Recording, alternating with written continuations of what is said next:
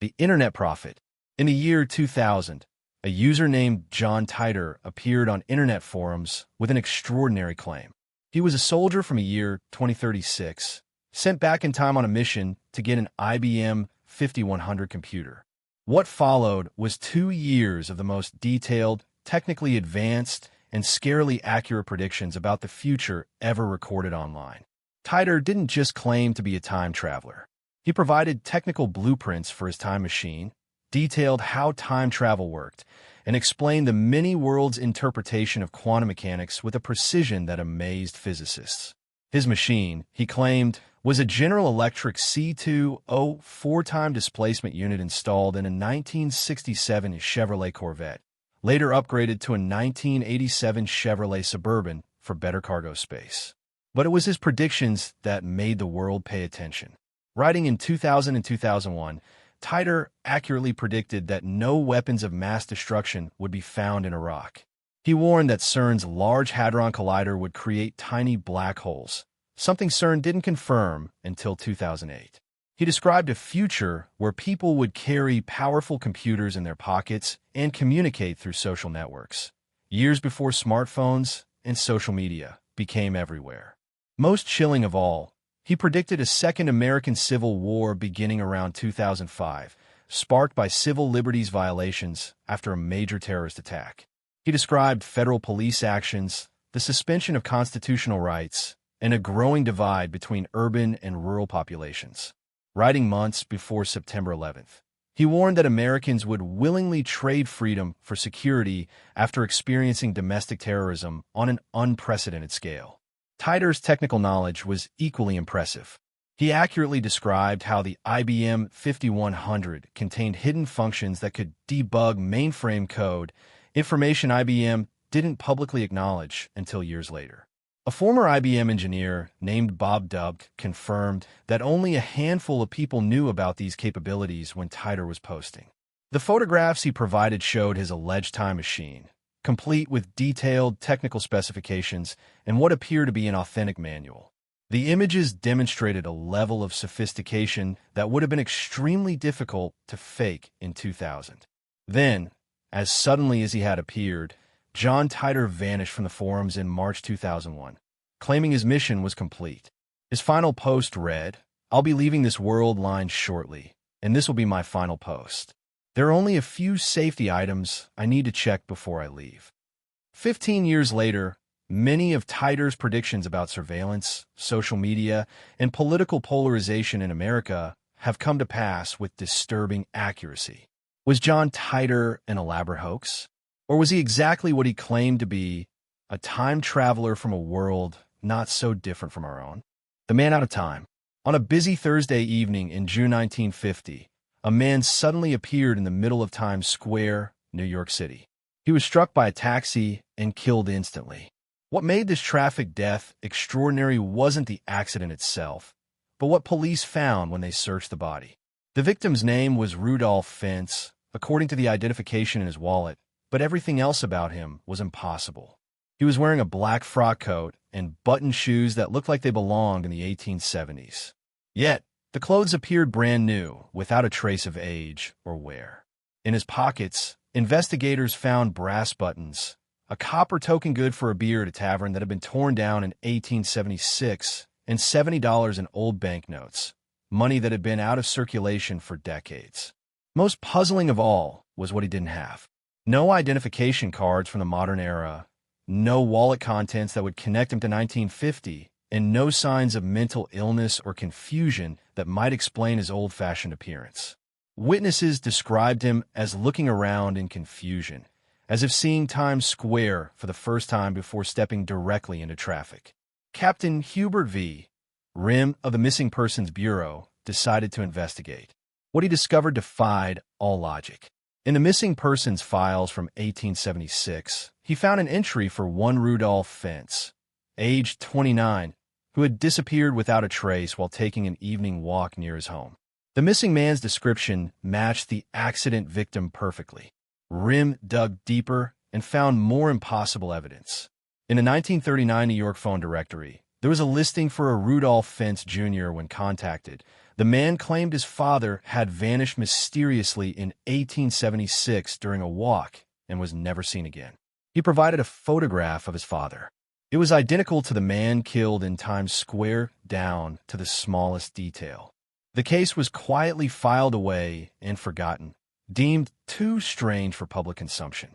But retired police officers who worked the case continued to whisper about it for decades. They had witnessed something that challenged everything they understood about the nature of time and reality. Was Rudolph Fentz a victim of some time oddity that transported him 74 years into the future? Or was this an elaborate hoax designed to fool the authorities?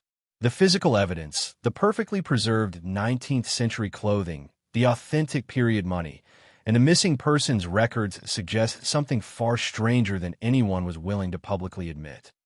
The Versailles time slip. On August 10, 1901, two respectable English academics, Eleanor Jourdain and Charlotte Moberly, took what they believed would be a simple afternoon stroll through the gardens of the Palace of Versailles. What they experienced instead became one of the most documented and credible cases of time travel ever recorded. The women, both highly educated and skeptical by nature, were exploring the grounds when they began to notice something was wrong. The atmosphere became heavy and dreamlike. The colors around them seemed to fade, and an unexplainable feeling of sadness settled over them. They encountered several people dressed in 18th century clothing who seemed to be going about their daily business as if it were perfectly normal. Near the Petit Trianon, they saw a woman in period dress sitting on the grass sketching. She looked up at them with an expression of mild curiosity before returning to her work. Later research would reveal that the woman perfectly matched historical descriptions of Marie Antoinette down to her distinctive hairstyle and facial features. The location where they saw her was precisely where the doomed queen was known to spend her afternoons in the summer of 1789. They encountered gardeners working with tools that belonged to a different century, saw buildings that had been torn down decades earlier, and walked down paths that no longer existed in 1901. Most striking was their interaction with a man in a dark cloak who warned them away from a certain direction, a man they would later realize bore an exact resemblance to the Comte de Vaudreuil, one of Marie Antoinette's courtiers. When they returned to their hotel that evening, both women were shaken by the experience. Being academics, they began a careful investigation that lasted over a decade. They interviewed historians, studied 18th century maps of Versailles, and compared their memories to historical records. Everything they had seen and everyone they had encountered could be verified as historically accurate to the summer of 1789, just months before the French Revolution would change everything forever. What made their account particularly credible was that they conducted their research separately, writing independent accounts before comparing notes. Their descriptions matched not only each other, but also historical records that weren't publicly available in 1901. They had knowledge of architectural details, garden layouts, and even specific individuals that they couldn't have access through normal research. The French authorities took their claims seriously enough to launch their own investigation. They confirmed that the women had accurately described features of Versailles that had existed in 1789, but had been changed or removed by 1901. The paths they walked, the buildings they saw, and even the placement of specific trees matched historical plans that were stored in private archives. Moberly and Jourdain spent 10 years researching and verifying their experience before publishing An Adventure in 1911. Their account sparked international debate and drew both support from psychical researchers and skepticism from materialist scientists. But the physical evidence, their impossible knowledge of 18th century Versailles, remained unexplained. Had two English academics somehow slipped back in time and witnessed Marie Antoinette in her final summer of freedom? Or had they experienced some form of psychic vision so detailed and accurate that it rivaled actual time travel? The mystery continues, leaving us to wonder whether the past sometimes bleeds through into the present in ways we don't yet understand. The Philadelphia Sailor. In the summer of 1955, an astronomer and UFO researcher named Morris Jessup received a letter that would change everything he thought he knew about the nature of reality. The letter was from a man who called himself Carl Allen, later known as Carlos Miguel Allende, and it contained one of the most extraordinary claims in modern history. Allen claimed to have witnessed the U.S. Navy's attempts to achieve invisibility through electromagnetic field manipulation in 1943. According to his account, he was serving aboard the merchant vessel SS Andrew Furuseth when he observed an experiment conducted on the USS Eldridge at the Philadelphia Naval Shipyard. The experiment, Allen claimed, had worked far too well. Instead of simply becoming invisible to radar, Allen testified that the entire destroyer had vanished from sight before reappearing in a dramatic flash of light. But the crew, he claimed, had been forever changed by the experience. Some had become partially invisible and couldn't turn it off. Others had developed the ability to walk through solid walls, an ability they couldn't control. Most disturbing of all, some had become unstuck in time. Allen described meeting sailors from the Eldridge in bars around Philadelphia who would suddenly freeze mid-sentence, becoming invisible and silent to everyone around them for minutes at a time. When they returned, they claimed to have been somewhere else entirely, sometimes in the past, sometimes in the future. They spoke of experiencing their entire lives out of order, of being unable to control when and where they existed in time. One sailor, Allen claimed, had simply walked through the wall of the bar and was never seen again.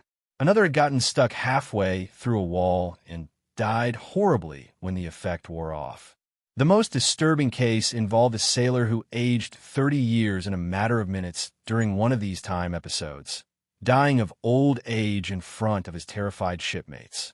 The Navy, according to Allen, had covered up the entire experiment and transferred the surviving crew to different ships, but the effects couldn't be contained. The sailors continued to experience time displacement for months afterward, appearing and disappearing at random, aging rapidly during episodes, and gradually losing their sanity as they became unstuck from linear time. What made Allen's account compelling wasn't just the detail, but the scientific accuracy of his descriptions of electromagnetic field theory and relativity, knowledge that would have been extremely difficult for a merchant marine to acquire in 1943. His understanding of unified field theory and space-time manipulation was decades ahead of publicly available scientific knowledge. When researchers attempted to track down Allen's claims, they discovered that official records of the Philadelphia experiment had been classified or destroyed. The USS Eldridge's logs from October 1943 were mysteriously missing. Most of the crew members had died or disappeared, and those few who could be contacted refused to discuss their experiences aboard the ship. But some evidence remained. Several Philadelphia area newspapers from late 1943 contained brief mentions of strange incidents involving military personnel who had appeared suddenly in bars and restaurants, acting confused and disoriented before vanishing again. Medical records from naval hospitals showed an unusual number of psychological cases involving time displacement delusions among destroyer crews from the Philadelphia yard. Was Carl Allen a delusional storyteller spinning elaborate tales? Or was he one of the few witnesses to humanity's first accidental achievement of time travel? The missing records, the classified nature of the project, and the consistent details of time displacement make this one of the most compelling cases for the possibility that time travel isn't just theoretical. It's been accidentally achieved and covered up. The Chaplin Anomaly. In 1928, Charlie Chaplin was premiering his film, The Circus, at Grauman's Chinese Theater in Hollywood. The event was captured on film by studio cameras for posterity. For decades, the footage remained in archives, a simple record of a glamorous Hollywood premiere. But in 2010, when film researcher George Clark was examining the footage frame by frame, he discovered something that shouldn't have been possible. Walking through the background of the shot is a woman in dark clothing holding what appears to be a small black device pressed against her ear. She's clearly speaking into it and listening just as someone would do with a modern cell phone. But this was 1928. The first mobile phone wouldn't be invented for another 4 decades. Clark examined the footage with digital enhancement and found that the object the woman is holding matches the size, shape, and usage pattern of a modern smartphone or early mobile device. She's holding it at the exact angle someone would use to take a call, and her mouth movements clearly show she's having conversation. Her walking pattern shows the distracted, purposeful movement of someone engaged in a phone conversation. The woman herself appears out of place in other ways. Her clothing, while appearing to be from the 1920s, has slight differences in cut and fabric that don't match period fashion. Her hair is styled in a way that suggests modern techniques, and her overall appearance has a slightly off quality that suggests someone trying to blend into the past, but not quite succeeding. What makes this case particularly compelling is that the footage is unedited original film stock from 1928. Digital analysis has confirmed that there's no tampering or adding images. The woman was actually there at that premiere, holding and using that device. Film experts from Kodak and other companies have verified the authenticity of the footage and confirmed that the effects couldn't have been achieved with 1920s technology. Further investigation revealed other oddities in the crowd that night. Several people in the background are wearing clothing that, while appearing period appropriate, at first glance shows slight signs of modern manufacturing techniques. Their postures and mannerisms also suggest people unfamiliar with 1920 social conventions, as if they were visitors from another time trying to blend in. The most intriguing aspect is that no one in the crowd seems to notice or react to the woman with the device. In 1928, such an object would have been absolutely extraordinary and would certainly have drawn attention. The lack of reaction suggests that either everyone present was part of some elaborate trick, or the woman and her device were somehow visible only to the camera. Hollywood historians have been unable to identify the woman despite having detailed records of everyone who was supposed to be at the premiere. She doesn't appear on any guest lists, wasn't part of the studio system, and has never been identified by any surviving attendees or their families. Was the woman with the phone a time traveler from our era visiting the golden age of Hollywood? The evidence is tempting but inconclusive. What's certain is that someone in 1928 was using technology that wouldn't exist for decades, and we have the film to prove it. The Håkan Nordqvist incident. In August 2006, Håkan Nordqvist was renovating his kitchen in his apartment in Kalmar, Sweden, when he discovered something impossible behind his wall, a tunnel that led to what he claims was the year 2042. What makes Nordqvist's story unique among time travel claims is the physical evidence he brought back, a tattoo that shows his name and birth date in a style that doesn't exist in 2006, and a photograph that seems to show him as an 81-year-old man. Nordqvist claims he was reaching behind his kitchen sink to fix a water leak when his arm went through what should have been solid wall. Instead of plaster and wood, he felt empty space. When he investigated further, he found himself crawling through a tunnel that seemed to exist outside normal space-time. On the other side, he emerged into what appeared to be his same apartment, but everything was different. The apartment was decorated in a style that seemed futuristic yet lived in. The technology was recognizable, but more advanced, screens that responded to touch and gesture, furniture that adjusted itself automatically, and appliances that seemed to anticipate needs. Most shocking of all, sitting in a chair watching what appeared to be a three-dimensional television, was an elderly version of himself. The older Håkan, according to Nordqvist, was unsurprised by his younger self's appearance. He explained that this type of time contact happened occasionally and was part of the reason he had chosen to live in the same apartment across multiple decades. The older Håkan showed his younger self around the apartment, pointing out changes and improvements and explaining how the world had changed between 2006 and 2042. The future Håkan gave his younger self a tattoo using some kind of advanced technique that left no scarring or healing time. The tattoo, which Nordqvist still has, shows his name and birth date in a font and style that typographers have been unable to identify. The ink appears to have properties that don't match any tattooing materials available in 2006, showing a depth and brightness that normal tattoos lack. Most compelling is the photograph. The older Håkan insisted on taking a picture together using what appeared to be an advanced camera that produced a finished photograph instantly. The image shows Nordqvist as he appeared in 2006, standing next to what appears to be himself as an 81-year-old man. Facial recognition software has confirmed that both faces are the same person, aged appropriately, but the aging progression shows details and characteristics that computer aging couldn't have produced in 2006. When investigators examined Nordqvist's apartment, they found no tunnel and no way he could have accessed another space behind his kitchen wall. The building's architectural plans showed solid concrete in the area where he claims to have found the passage. Yet the tattoo remains, and the photograph continues to puzzle experts. Medical examination of the tattoo has revealed ink particles that don't match any known tattooing materials. The composition includes elements that are extremely rare and expensive, arranged in a molecular structure that suggests manufacturing techniques beyond current capabilities. The photograph similarly appears to be produced using silver halide processes that are more advanced than anything available in 2006. Nordqvist has never sought publicity or profit from his experience. He reported it to local authorities as something interesting and only reluctantly agreed to discuss it when investigators became interested in the physical evidence.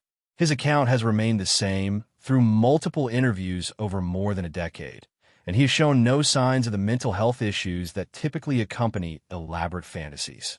Was Håkan Nordqvist's kitchen renovation interrupted by an accidental trip to the future? The physical evidence suggests something extraordinary happened to him that August day, something that left him with artifacts that shouldn't exist in 2006. The Antikythera genius. In 1901, sponge divers working off the Greek island of Antikythera discovered what appeared to be the remains of an ancient Roman shipwreck. Among the artifacts they recovered was a corroded bronze mechanism that would challenge everything we thought we knew about ancient Greek technology and raise disturbing questions about how such advanced knowledge could have existed more than 2,000 years ago. The Antikythera mechanism, as it came to be known, is an analog computer of amazing complexity. Built around 100 BCE, it uses a sophisticated system of bronze gears to track the movements of the sun, moon, and planets with mathematical precision.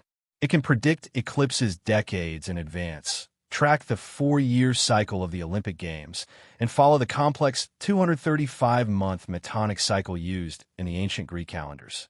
What makes the mechanism extraordinary isn't just its complexity, but the advanced mathematical and mechanical knowledge required to build it. The device uses differential gearing, a technology that historians believed wasn't reinvented until the 16th century. Its eclipse prediction system uses calculations that require knowledge of lunar orbital variations that weren't officially discovered until the work of Johannes Kepler in the 17th century. Most puzzling is the mechanism's creator. Analysis of the construction techniques and mathematical approaches reveals that it wasn't built by multiple craftsmen over time, but designed by a single brilliant engineer who possessed knowledge that shouldn't have existed in the ancient world. The precision of the gear ratios, the sophistication of the astronomical calculations, and the elegance of the mechanical solutions all point to a mind that understood both advanced mathematics and precision engineering at a level not seen again for over 1,000 years. Recent research has revealed even more impossible aspects of the device. CT scans have shown that the mechanism originally contained far more functions than previously thought, including the ability to track the movements of all known planets and predict their positions decades in advance. This requires knowledge of planetary orbital mechanics that wasn't discovered until the work of Copernicus, Kepler, and Newton. The mathematical principles embedded in the device include concepts that wouldn't be formally developed until the Renaissance. The gear ratios use approximations of irrational numbers that demonstrate an understanding of advanced number theory. The mechanical solutions to complex astronomical calculations show engineering principles that seem to anticipate developments in clockwork that were centuries away. Perhaps most disturbing is what happened to this knowledge.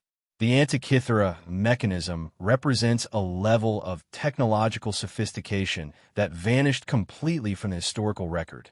No other ancient Greek device shows similar complexity, and the mathematical and engineering knowledge required to build it seems to have disappeared without a trace. It's as if someone with modern knowledge of astronomy and engineering appeared in ancient Greece, built this device, and then vanished, taking their knowledge with them. Who was the anonymous genius who created the Antikythera mechanism? How did they possess knowledge of planetary mechanics, differential gearing, and precision engineering that wouldn't be rediscovered for more than 1,000 years? The device sits in the National Archaeological Museum in Athens, a bronze testament to the possibility that someone with knowledge from the future once walked among the ancient Greeks. Leonardo's impossible visions. Leonardo da Vinci died in 1519, but his private notebooks contain designs and concepts that wouldn't become reality for centuries. While history remembers him as a Renaissance genius ahead of his time, a closer examination of his work reveals knowledge so advanced and so precise that it raises troubling questions about where his ideas truly came from. In his Codex Atlanticus, Leonardo sketched designs for helicopters, submarines, tanks, parachutes, and flying machines with internal combustion engines. These weren't vague, conceptual drawings, but detailed engineering blueprints with precise specifications that demonstrate a deep understanding of aerodynamics, hydraulics, and mechanical engineering. His helicopter design, for example, uses principles of lift and torque that wouldn't be formally understood until the work of Sir George Cayley in the 19th century. His anatomical studies show impossible accuracy for someone working without modern medical knowledge. Leonardo's drawings of the human heart include details of valve function and blood flow that wouldn't be discovered until William Harvey's work in the 17th century. His brain dissections show understanding of neurological structures and functions that wouldn't be identified until the coming of modern neuroscience. Most puzzling are his designs for machines that use technologies that didn't exist in the Renaissance. His sketches include ball bearings, internal combustion engines, and even what appears to be a steam turbine. His flying machine designs demonstrate knowledge of wing loading, center of gravity, and control surfaces that shows a sophisticated understanding of flight dynamics that took humanity centuries to develop. Leonardo's military inventions are equally out of place. His tank design includes features like sloped armor for deflecting projectiles and a system of gears that suggest knowledge of automotive transmission principles. His fortress designs use angular bastions and overlapping fields of fire that wouldn't become standard military architecture until the age of gunpowder warfare was well advanced. But perhaps most mysterious are his astronomical observations. Leonardo's notebooks contain references to the moons of Jupiter, the phases of Venus, and the rotation of the Earth, knowledge that wouldn't be available until Galileo's telescopic observations nearly a century later. His sketches show accurate depictions of lunar craters and what appeared to be observations of Saturn's rings, phenomena that were beyond the capability of Renaissance optics. Recent analysis of Leonardo's notebooks has revealed an even more disturbing pattern. Many of his most advanced concepts appear suddenly in his work with no developmental sketches or experimental phases. It's as if he already possessed complete knowledge of how these technologies worked and was simply documenting them for future generations. The handwriting analysis of these advanced sections shows slight differences from Leonardo's normal script, as if they were copied from another source rather than original thoughts. The mathematical calculations that accompany his designs use techniques and formulas that wouldn't be developed until the work of Newton and Leibniz. Was Leonardo da Vinci simply a genius centuries ahead of his time? Or did he have access to knowledge from the future? His notebooks read less like the experimental work of an inventor, and more like the technical documentation of someone recording technologies they had already seen in operation. The precision of his designs and the accuracy of his scientific observations suggest a man who wasn't inventing the future, but remembering it. The Liverpool time slips. Bold Street in Liverpool, England, has earned a reputation as one of the world's most active time slip zones. Since the 1960s, hundreds of people have reported stepping out of the present day and finding themselves in Liverpool's past, sometimes for just a few seconds, sometimes for several minutes. What makes these reports particularly compelling is their consistency and the number of independent witnesses who describe identical experiences. The most well-documented case occurred in July 1996 when Frank and Carol Sager were shopping on Bold Street. Frank had gone into a bookshop while Carol waited outside. When he came out, Bold Street had changed completely. The modern shops were gone, replaced by businesses from the 1960s. People were dressed in period clothing, and the cars were all vintage models. The street signs showed different names, and even the pavement looked different. Frank wasn't alone in this experience. Several other shoppers were walking around looking confused and disoriented, clearly experiencing the same thing. They exchanged glances of mutual confusion before the street suddenly snapped back to the present day, leaving them shaken, but back in familiar surroundings. Investigation revealed that Frank's description of 1960s Bold Street was historically accurate down to the smallest detail. The shop names he mentioned, their exact locations, and even the street layout matched historical records and photographs from that era. He described businesses and architectural details that had been torn down and forgotten decades before, information he couldn't have known through normal means. The pattern continues. In 2008, Sarah Martinez entered what she thought was a trendy boutique on Bold Street, only to find herself in a 1970s department store, complete with period furnishings, staff in vintage uniforms, and merchandise from decades ago. She attempted to purchase a dress, but was told her modern money wasn't acceptable. When she stepped back onto the street, she was back in 2008, but the shop she had entered no longer existed. Security cameras have occasionally captured these incidents. Footage from 2006 shows pedestrians suddenly changing direction mid-stride, as if avoiding obstacles that aren't visible on camera. Their behavior suggests they're seeing a different environment than what the cameras record. Most striking are shots of people who appear to be interacting with individuals who don't show up on the footage. Local historians have discovered that Bold Street sits on a site with unusual geographical properties. The street was built over a series of ancient tunnels and underground chambers that may create electromagnetic oddities. Geological surveys have found unusual mineral deposits in the bedrock that some theorists believe could affect the local space-time continuum. The time slips aren't random. They tend to occur during specific weather conditions, usually on overcast days with high humidity and electromagnetic activity. The experiences follow consistent patterns. People step out of one time period and into Liverpool's past, usually the 1960s or 1970s, experience the past as completely real and solid, then return to the present without warning. Most compelling is the fact that people experiencing time slips on Bold Street often encounter the same past events and locations. Multiple witnesses have described identical shops, the same street musicians, and even the same conversations overheard in the past. It's as if they're all accessing the same time snapshot of Liverpool's history. Are the time slips of Bold Street evidence that the past continues to exist alongside the present, occasionally bleeding through into our awareness? The consistency of the reports, the historical accuracy of the descriptions, and the independent confirmation from multiple witnesses suggest that something extraordinary is happening on this ordinary shopping street in Liverpool. The Sleeping Prophet's future visions. Edgar Cayce earned the nickname the Sleeping Prophet for his ability to enter a trance state and provide detailed information about subjects he had no conscious knowledge of. But it was his predictions about the future that suggest he may have been accessing information from time periods that hadn't yet occurred. Between 1901 and 1944, Cayce made over 14,000 recorded predictions while in his trance state.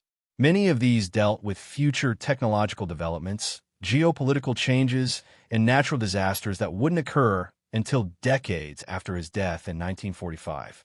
What makes his predictions remarkable isn't just their accuracy, but the specific technical details he provided about technologies that didn't exist in his lifetime.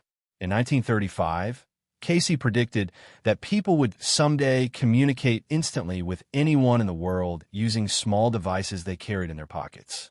He described a global network of information that people would access for education, entertainment, and commerce, basically describing the internet and smartphones with startling accuracy.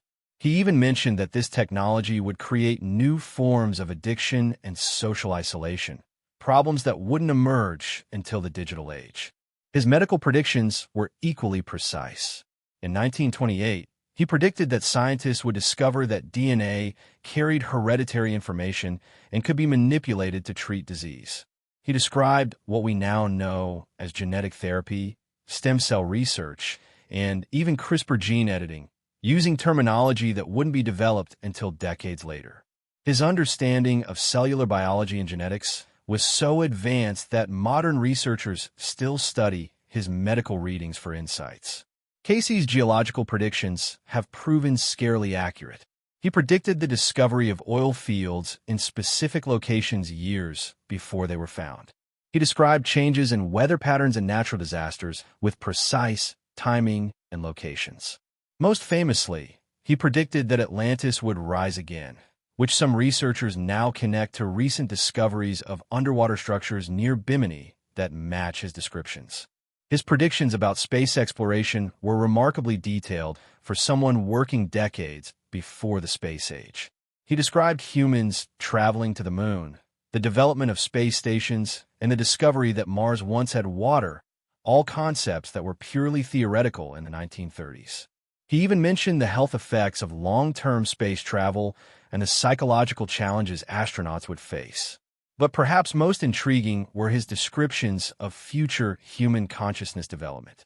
Casey predicted that humans would develop enhanced psychic abilities, that science would prove the existence of life after death, and that new forms of energy based on consciousness itself would revolutionize technology. While these predictions haven't fully materialized, recent research in quantum consciousness and the observer effect in physics suggests he may have been describing real future developments. What made Casey unique wasn't just his predictions, but his apparent ability to access information from multiple time periods. In trance, he would describe ancient civilizations with archaeological accuracy and future technologies with engineering precision, as if he was personally observing these different eras. His descriptions of future events included sensory details, sounds, smells, and physical sensations that suggested direct experience rather than psychic impression. Medical examination of Casey during his trance states revealed brain activity patterns that didn't match any known psychological condition. His brain showed unusual gamma wave activity in regions associated with time processing, as if he was literally accessing different time periods rather than simply predicting the future based on current trends. Was Edgar Casey a genuine psychic, or was he somehow traveling through time during his trance states? His remarkably detailed and accurate knowledge of both past and future suggests that his consciousness may have operated outside the normal constraints of linear time, making him one of the most documented time travelers in history. These 10 cases represent some of the most compelling evidence that time travel might not be confined to science fiction. From internet prophets and out-of-place artifacts to photographic evidence and documented time slips, the pattern is clear. People throughout history have claimed experiences that go beyond the normal flow of time. What unites these cases isn't just the extraordinary nature of the claims, but the physical evidence that comes with them, photographs that shouldn't exist, knowledge that couldn't have been acquired through normal means, and artifacts that display technologies from different eras. While skeptics can explain away individual cases, the combined weight of evidence suggests that our understanding of time and reality may be fundamentally incomplete. Whether these individuals were genuine time travelers, recipients of information from the future, or something else entirely, they remind us that the universe is far stranger and more mysterious than our current science can explain. Time, it seems, may not be the fixed linear progression we assume it to be. And if that's true, then the future and the past may be far more accessible than we dare to imagine.